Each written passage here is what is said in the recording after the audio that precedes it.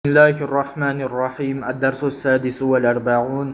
46. savak. Xayyatatun tiguvchi, alatul xiyatati tiguv mashinasi, dabbusun to'nagich, kushtubanun oyma, xoytun jip, ibrotun iğne, hallaqun chashtarach, najjarun jig'och usta, rotabun ayliq, mustaxdamun xizmatchi, ahmaru qizil, asfaru sari, liman kim uchun, lima hazal qalamu bu qalem kim uchun.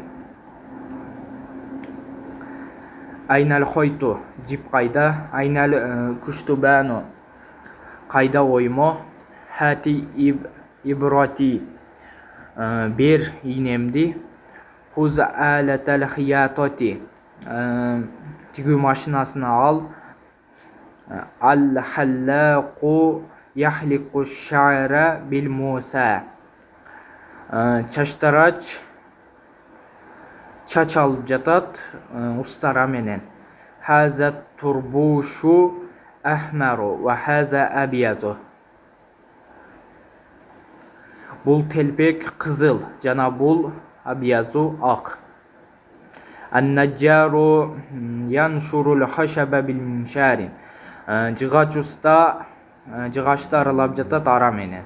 Zahabtu ilal xoyyati fa'atoytuhu qimashan liyahito li bantoluna va sudratan.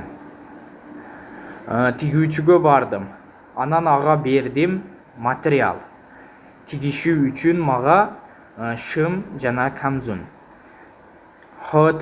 Xotatil xoyyatatu qamison li ibnati hamidata.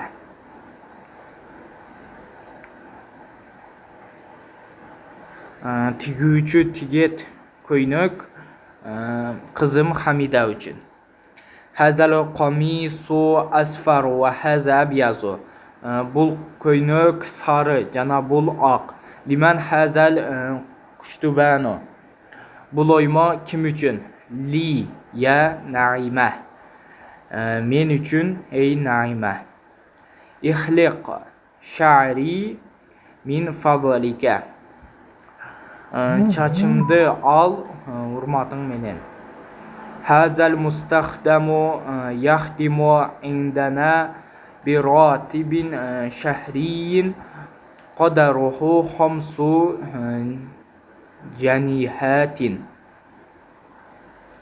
bul xizmatchi xizmat qilat bizga bir aylık ölçümü aylığı 5 cünay deydi. Xatatu ummi qamisi bi alatil xiyatati inem tikti qamisi ko'ynagimni bi alatil xiyatati tiguv mashinasi menen. La taxiti qamisi bil ibrati tikpeymin ko'ynagimni iğne menen. Kam rotabuk qancha aylığın, rotabi 50 rubilan aylığım 50 rubl. Hati dabbusa ya Fahima bir to'naguchni ey Fahima.